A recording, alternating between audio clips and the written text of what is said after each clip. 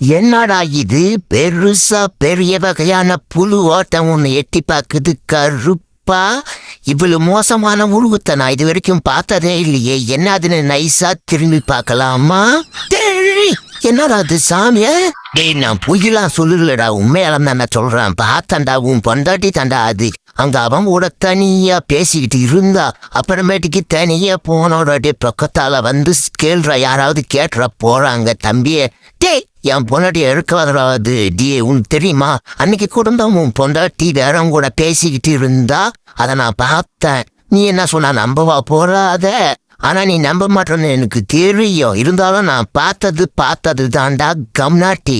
டே மச்சான், உண்மையாவே பார்த்தேயாடா ஏன் மரகதத்தை? அவ பின்னாடியே சுத்தணுன்னே நானே மரகதன்னு சொல்லிட்டு.